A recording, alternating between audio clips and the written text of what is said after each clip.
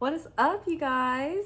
I hope you're doing well. I am. This is Saturday night. This is our late night Saturday secret sermons where we do our secret teachings of Jesus segment.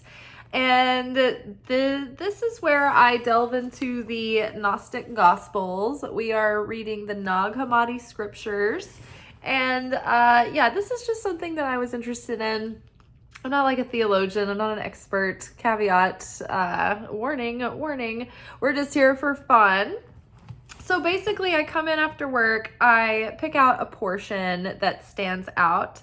I will read it to you, and then I will give you the downloads that I'm getting in real time.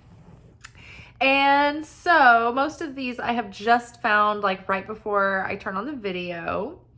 And this week I found a really good portion for Christmas. And yeah, so before this we were doing the Secret Book of James. So if you're interested in the Secret Teachings of Jesus playlist, you can find it on the channel. And so far we have covered the Secret Book of James, and then we moved on to the Gospel of Philip, which has been a very long gospel. But the portions are very interesting. They're very abstract, they're very cryptic. And instead of it being like dialogue and like scene work, like in other gospels, this is more like these little meditations, like these paragraphs that are just like something to stretch the mind and to plant seeds in the spirit. So today we are going to read the portions, the births of Adam and Christ. And so there's a little bit of context around these portions this week. Just the beginning, a little housekeeping. So studying the Holy Scriptures like Zohar, Talmud, the Bible, the Torah, like this is very good to do after the midnight hours, because midnight is the seed level of the day. And so that's between midnight, as the light is growing, those are the most positive times of day. So there's this extra surrounding protection, and there's this quality that allows the information to penetrate deeper into the consciousness, deeper into the soul. And it helps us embody this wisdom without having to go through like a chaotic process in order to like embody the wisdom, if that makes sense. Let's see. Also, studying at night is good because it forces you to push yourself beyond your comfort zone. And it is a small but intentional act of self-sacrifice, of sacrificing the flesh. And that always opens up more power and more miracles and reveals more light. So those are benefits of studying late after midnight. Okay, so the portion this week is interesting. Oh, one tiny anecdote. So earlier this week in one of the videos, I had mentioned the book Women Who Run with Wolves. And I said, I haven't read that book, although I am a woman who runs with wolves, but it seems like it would be really good.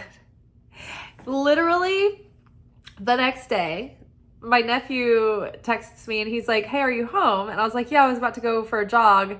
Why? And he was like, I'm about to swing by. I was like, oh, I wonder if he picked me for Secret Santa at work, because me and my nephew and his wife, we all work at the same restaurant.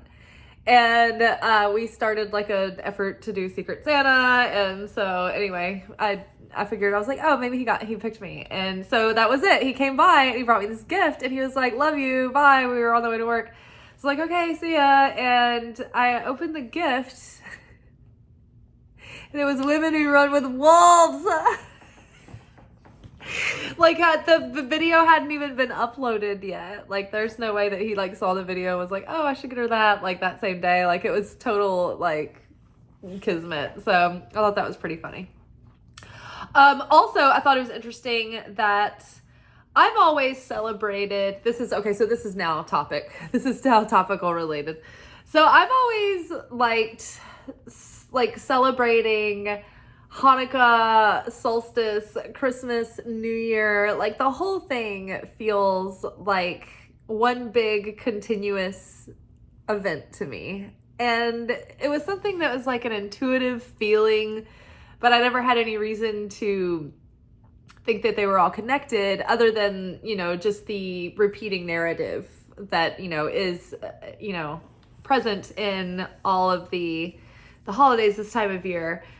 But I never really realized that they really are connected. And the Rav of the Kabbalah Center, Michael Berg, was giving this lecture that I was listening to at the beginning of the week, and it was basically about this coming week and the energy of the week, and how there actually is a correlation between Hanukkah and the solstice and Christmas and New Year's. So basically that is sort of what is like our portion is kind of about today. And so I was going to kind of try to retell the lecture that he gave in context of this portion, the best I can remember it from watching it like one time a few days ago. So hold on to your seat, folks. But I've like kind of mentioned it in one of the other videos earlier this week. Like I tried to retell it because a lot of the videos we've been, like talking about the process that Hanukkah supports. And so we'll get that more into that. Okay. So the portion tonight is called The Births of Adam and Christ. Adam came from two virgins, the Spirit and the virgin earth. Christ was born of a virgin to correct the fall that occurred in the beginning. I'll say that again. Adam came from two virgins, the Spirit and the virgin earth. Christ was born of a virgin to correct the fall that occurred in the beginning. Okay, so put a pin in that, and now I will tell you the lecture. I will try to repeat it word for word. Okay, so let's just do an overview of Hanukkah, and then maybe we can circle back to some of the other things. So, generally speaking, Hanukkah is an open window of time where there is a heightened quality of light that we are like able to connect with, like the veil is thinner this time of year. And this particular aspect of the Godhead is pouring down this very like high level form of conscious energy. And we're not always that connected with that kind of energy throughout the year because it would just be too much. It's just the kind of thing that we can only take in small doses. Because it does propel growth and change. And then if there's too much, it will propel chaos. We have to be able to ground it. So usually in different times of year where the high holidays are going on, and the high holidays, according to Kabbalists, are we don't believe that they're just for the people who are like in that specific religion. It's like this is energy open to every person on the planet if they choose to be aware of it and connect. There are like specific historical events that take place around those times that are specific to the religion and the culture of the people.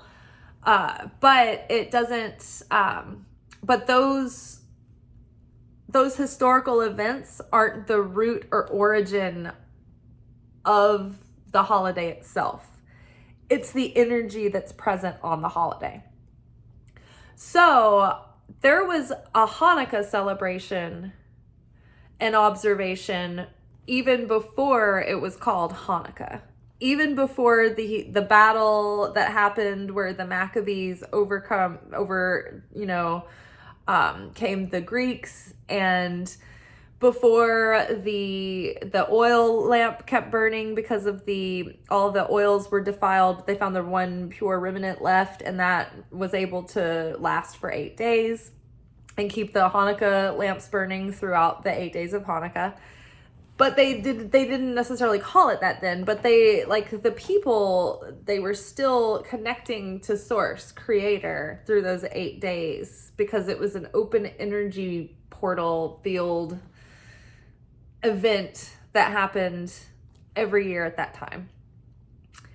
So the nature of this event in other times of year, which is the same, it's like there's a certain quality of the creator that's available to us during that time, and we can connect with it, and it's a specific portion of time carved out that's very special. It's not always available, and so, you know, those days should be observed. So the high holidays. So usually there is fasting involved, or feasting, or some sort of ritual practice where there's like some sort of spiritual technology being used, and you're doing something and you're making something happen, like blowing the shofar, eating certain foods, or abstaining from certain foods, or abstaining from sex, or not wearing leather and like oils and things like that on, you know, Yom Kippur.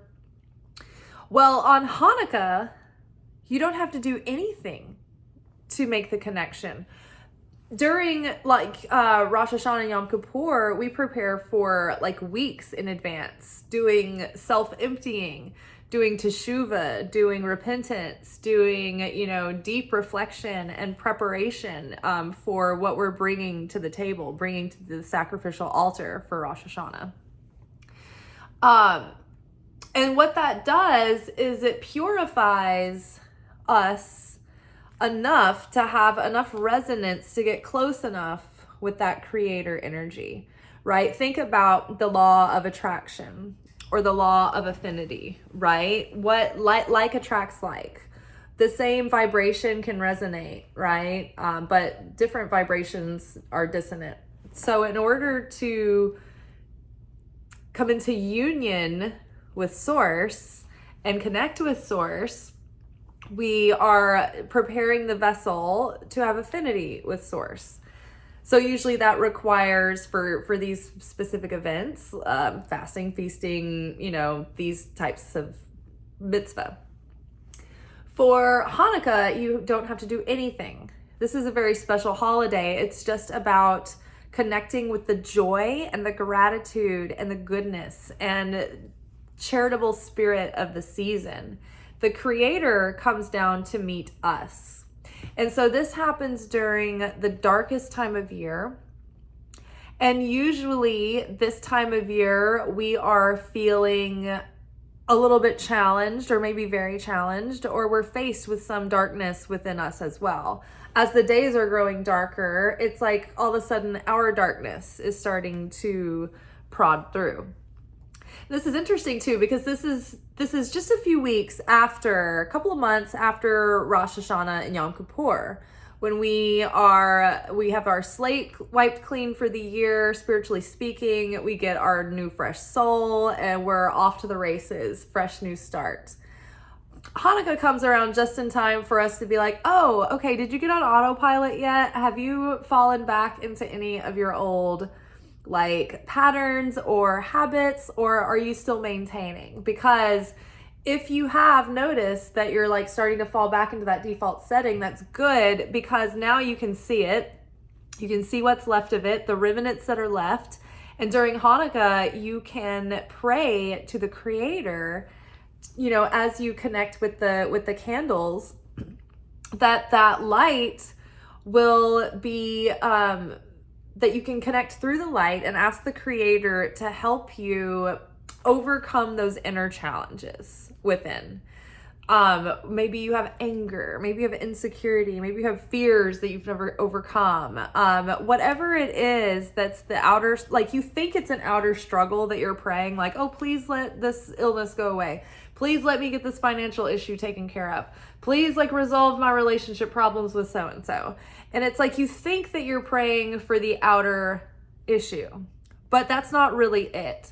We, instead of praying for the outer issue to be resolved, the secret, the miracle of Hanukkah is if we can look inward and ask for ourselves to be healed, for ourselves to be transcended above our smallness, right? Even if we're right, even if we're justified, especially then, it's even more powerful. What we're doing is we're self-sacrificing.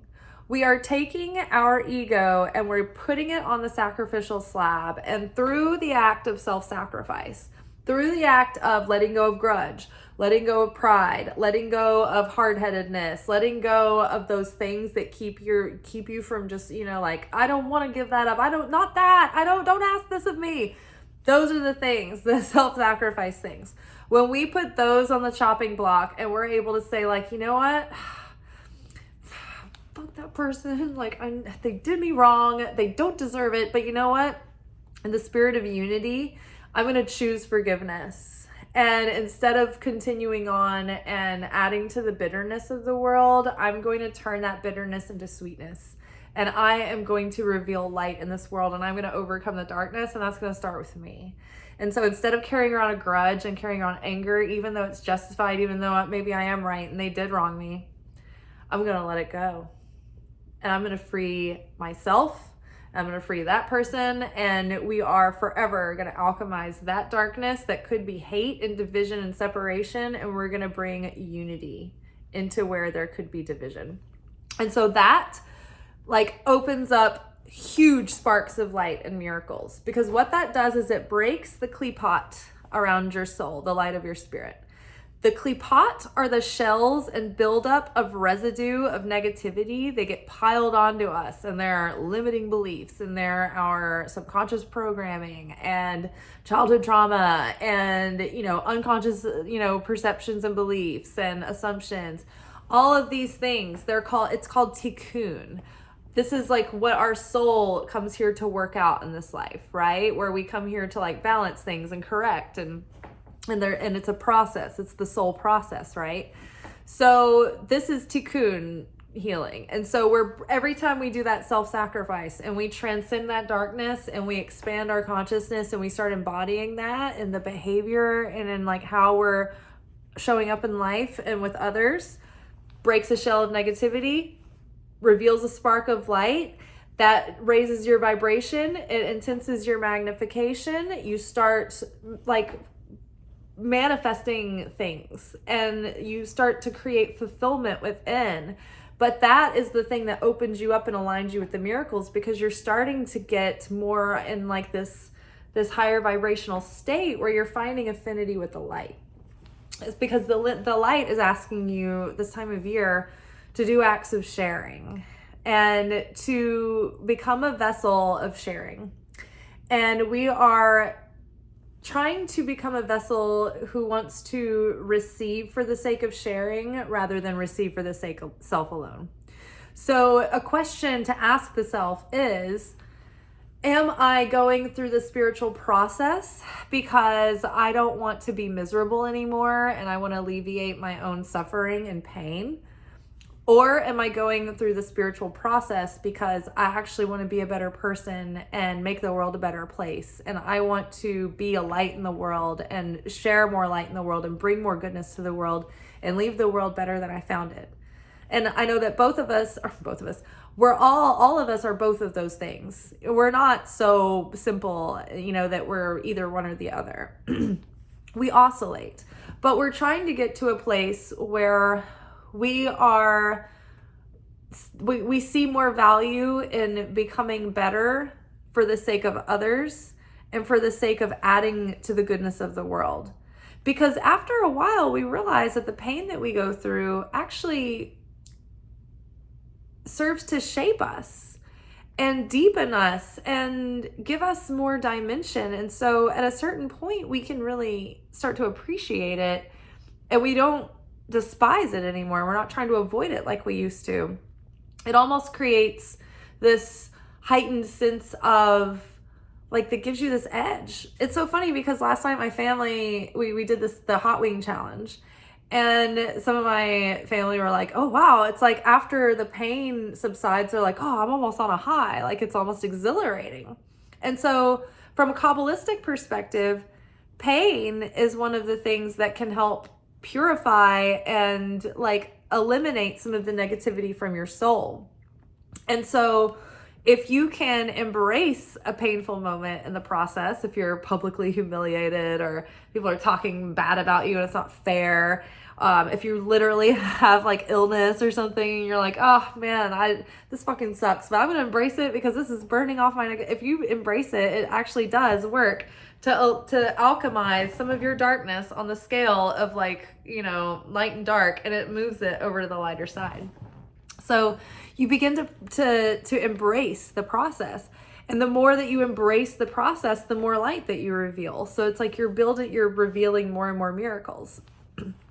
So the Creator comes down to meet us during this time of year to help us overcome these challenges, to help us heal our soul and correct that and bring it into balance. Well, the beautiful part is that as a result, outer miracles, extrinsic miracles start to occur as well. So that is all really wonderful. What does this how does it tie in with the other things? Okay, so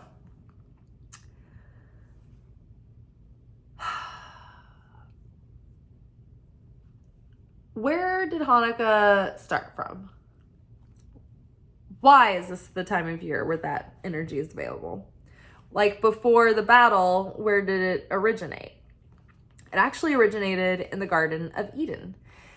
So after the fall of Adam and Eve, the first year of their life, they were still consciously connected with Creator. They still had a 100% memory of being in complete union with the Creator before they had the fall. And so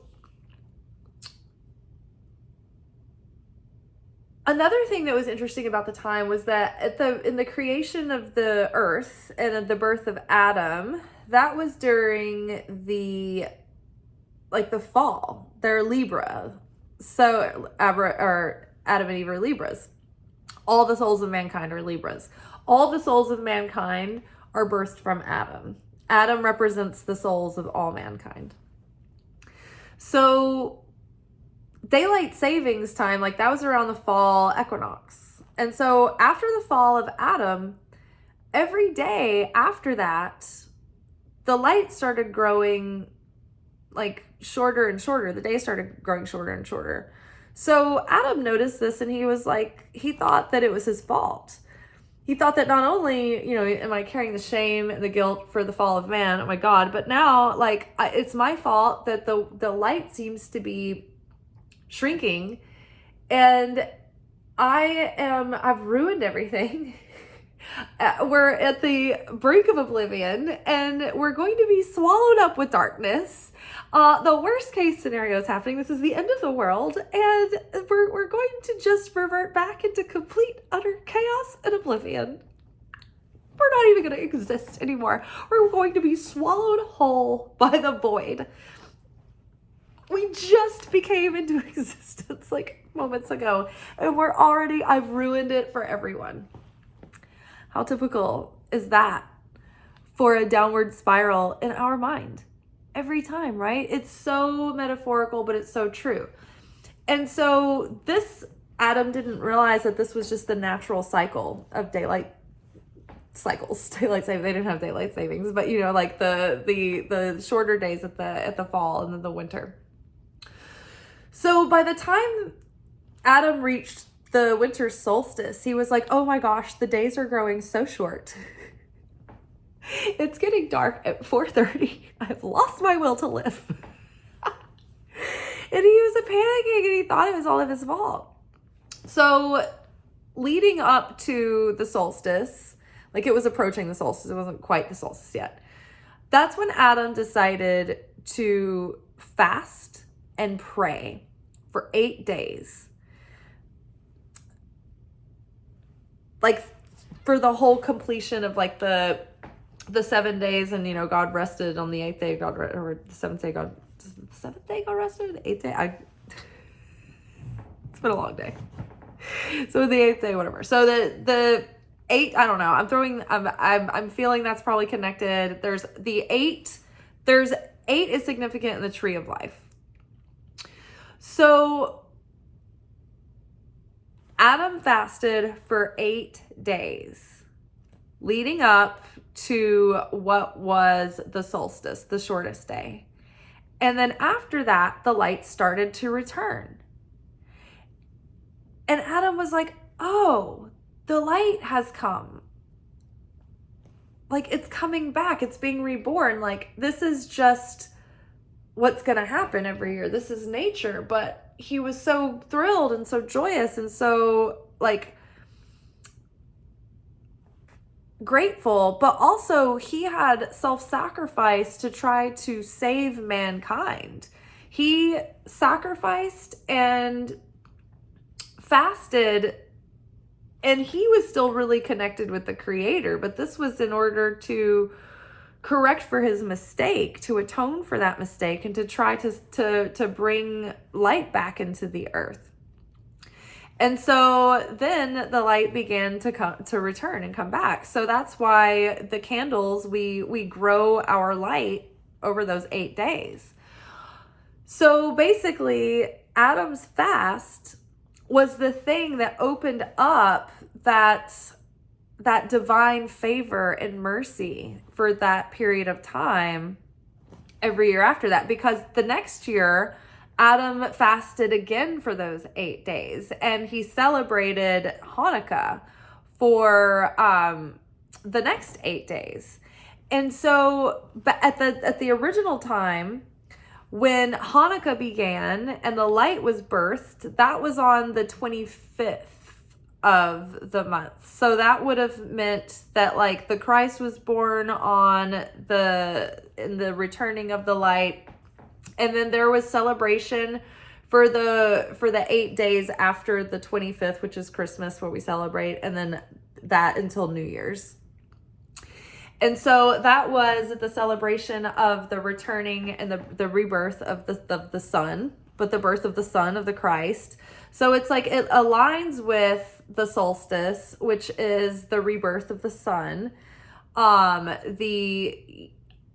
It's the birth of the actual Son of God. So it's like the nature's representation of the sunshine of God, the light, the physical light. Then there's the metaphysical, like, human representation of God, which is like Jesus, the Nazarene, the light of the world being born in through the vessel, the Virgin Mary. And then after that, like every year after that, Hanukkah is now something that's celebrated because of that original, like, worry that the original sin of Adam was worried that he had completely destroyed all of mankind. And so he fasted on behalf of mankind and was able to receive the miracle of light still happening. But he was like, oh, I'm overreacted. So, but like his self-sacrifice opened up that portal so that every year and the year after that, like, he continued on and kept building that and building that and building that. So the births of Adam and the Christ. Adam came from 2 virgins, the spirit and the virgin earth. Christ was born of a virgin to correct the fall that occurred in the beginning. So the Virgin Mary was, she was part of a high priestesshood. Her grandmother, or her mother, and Jesus's mother, Jesus's grandmother Anna, and his grandfather Joachim, like, they were high priests and priestesses, and they weren't just like Joe Schmo from down the street. Like, these people were like, very adept. So Mary was prepared. Her vessel was prepared. She had been doing the soul correction, the tikkun. She'd been doing mitzvah. She was ready to receive the light, the consciousness, but also the physical light of the Creator. And because her consciousness was not defiled by the ego and the personality defilements that keep us out of alignment with that higher self, that spirit self, she was able to have such affinity with the light of the Creator that she could like come into union with the creator in order to, regardless of how she became pregnant, to actually carry the Christ child who was born enlightened as the Christ. So it's like we have to have affinity with the light, right, in order to get close to it. Think of the vibrational, like the vibration, the law of attraction, the law of affinity, the vibrational truth of it. So the earth was not defiled when Adam was created. There was no human personality because there wasn't like a physical earth yet when Adam was created. We were in the upper realms that wasn't the physical kingdom yet. Hold on, let me find.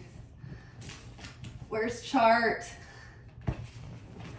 Hold on, I've got it. I'm going to deploy chart. Boom! Okay.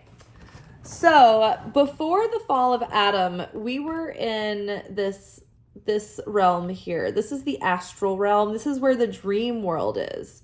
So we were like non-physical thought form people. We were spirits, souls.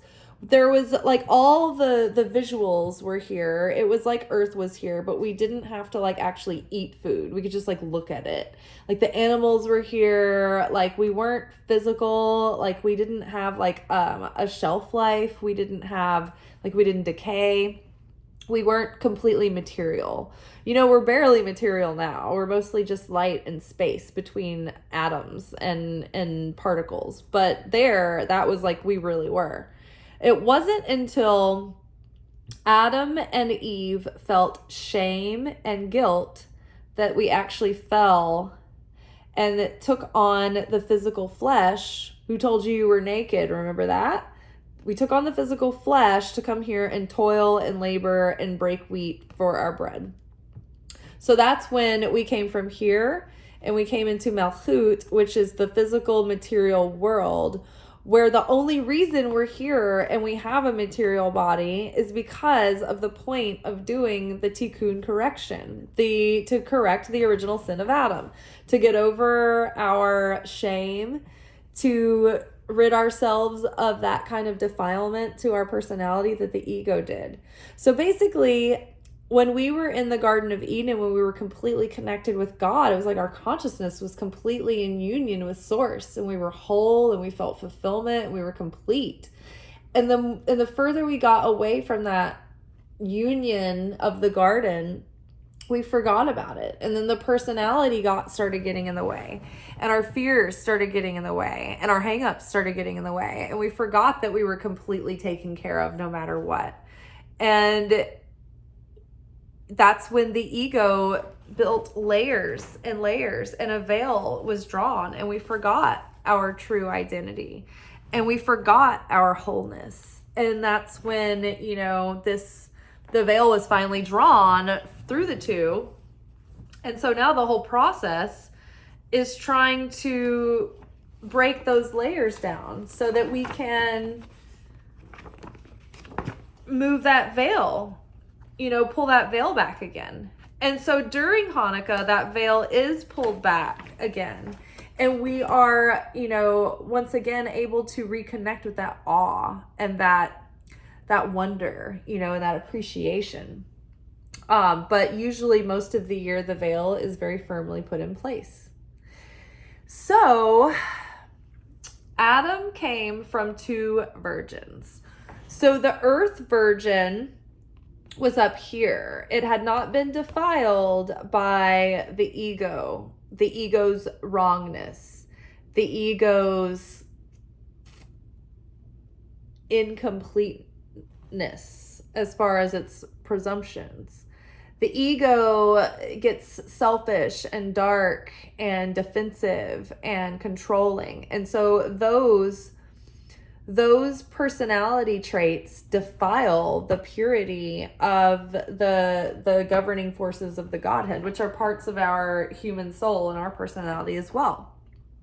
when all of these are in perfect working order, like our higher self would be expressed, right? Because we'd be like, oh, I have no hangups, I have no bitterness, I have no fear, I have no insecurities. Like I have no grudges, like I'm completely free in consciousness and in spirit, right? But instead we're defiled by our worry and our doubt and our fear and our lack and our insecurity and our judgments and our, our prejudices and all of those things. So, born of two virgins, Adam was born of two virgins. He was. Where are we here? Let's see. Adam came from two virgins, the spirit and the virgin earth. So his flesh was taken from the substance of what was here, the virgin earth. And then he was brought to life by the spirit. There was no womb for him to be birthed in. He was brought forth by the spirit and through the earth. So the spirit would have been the masculine, the fire, and the earth, the physical, the mother earth. Now, Jesus Christ was born of a virgin to correct the fall that occurred in the beginning. So, think about this. There was the birth of mankind, and then the corruption of the consciousness of man and the fall of mankind, and then the darkness that took over Adam or mankind, until there was a rebirth and a reawakening and a return of the light. And then Adam was reawakened from a more transcendent state, born again. When we are infants and we're newborns, we're so close. We remember where we just came from. We have that wisdom. We'll look at a little infant. Don't they look wise? Don't they look completely like innocent and trusting and at peace and in complete surrender? They're so pure. They haven't been defiled yet. They haven't been programmed. They haven't learned to second guess their intuition or their spirit. They haven't, no one told them they were wrong or they were bad yet. They're completely innocent and naive. And that's almost the work for us, is just to go back and try to reverse engineer all of the defense mechanisms and become that idealistic, naive, but wise, newborn again. And so, that newborn remembers the Creator. That connection is still whole. The memory is still there. All of the wisdom, you were just there. You just remembered coming from that feeling of being completely, one with the other side.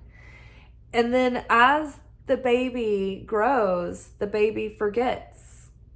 As the baby forms the human personality, the toddler personality, like as the baby gets older, the babies just start sucking more. I'm just kidding. But the baby, the infant is the thing that they have such magic, right? Before they start catching on to what things are, when they're just that being that just came over. Oh, that's the magic. But when the baby starts taking on the observations, I'm observing dynamics, I'm observing paradigms. Oh, I'm learning, I'm developing, I'm slowly but surely becoming defiled with ego, and I'm layers and layers and layers are starting to build up over that light, and I'm gonna have to do a lot of work to chisel those away to remember who I am again, because we forget where we were, and we get caught up in this dense, heavy, clunky, awkward illusion, until we hit absolute darkness and we hit rock bottom and we have no choice but to be reborn, to be born again and born anew, when that Christ child can be awakened within us in order to want to rise above the darkness and the suffering and all of it. And we want to move beyond that and transcend that and heal and forgive and be redeemed and all of it. It's like the birth of the Christ, right? That the coming of the light. It's all just represented in the same stories and the same narratives over and over and over again. It doesn't matter if you're pagan or Hebrew or Christian or even Egyptian. The story keeps getting told because it's the truth. And it's the truth, and it's going to be shown everywhere. And it's just going to keep representing itself because it's nature. So first, mankind was born through Adam. And then born again through the Christ. And then we are born again through the Christ. So we are preparing the vessel for the Christ, for us to be reborn and renewed and awakened, for the light to come, for the light to return. So we prepare the vessel to have that affinity with the light. Adam came from two virgins, the Spirit and the virgin earth. Christ was born of a virgin to correct the fall that occurred in the beginning. So Christ came to one day be crucified as the sacrificial lamb that would correct the sin of Adam ultimately. But it's so interesting that the birth of Christ lines up with the fasting of Adam, that the fasting Adam did in his attempt to redeem mankind from his mistake. So I thought that was really super interesting. There was another portion that I almost got into about Jesus's names, but maybe we'll save that for next week because I think that this pretty much summed up, I think, what I wanted to talk about for tonight. Yeah, I know that wasn't like a nativity story, but I that was, I think, our version of a nativity story. I will say, for suggestions, there are really great episodes of the Rob cast. So Rob Bell is a former pastor, but he's a very interesting Christian writer. But he's really into like the Hebrew roots of words and etymology and all of that, and the political context around the time. But he has some really great Christmas episodes. So it's worth scrolling through all of his episodes and finding the Christmas ones. But there's one, I think, with the Richard Rohr, maybe. But yeah, there's a couple of different guests that he has on that have really great talks about Christmas. And one of them was about the connection, the overlay between Christmas and the pagan like solstice and all of that. I don't think that they go into Hanukkah though. I believe that this was the first time I'd ever heard the correlation of Adam and his fast that led to Hanukkah. So I thought that was really cool. Let's read this verse one more time for the cheap seats in the back, and then we're out. The births of Adam and Christ. Adam came from two virgins, the Spirit and the virgin earth. Excuse me. Sometimes when I'm like channeling, I feel like I've got a lot of belches. But then I was like, maybe I'm just blaming this on that. But I've noticed that other readers, they have belching too. So spirits. Okay, I'll start over. The births of Adam and Christ. Adam came from 2 virgins, the spirit and the virgin earth. Christ was born of a virgin to correct the fall that occurred in the beginning. All right, you guys, I hope you have a very Merry Christmas and a Happy New Year. I am more than likely going to make our video on Christmas Eve. I will probably try to make it tomorrow during the day because I think Christmas Eve extravaganzas are starting at my sister's tomorrow at 4. It's hard for me to make it anywhere before, I don't know, anytime on time. But yeah, so I'll be doing that. I will try to get our video in beforehand.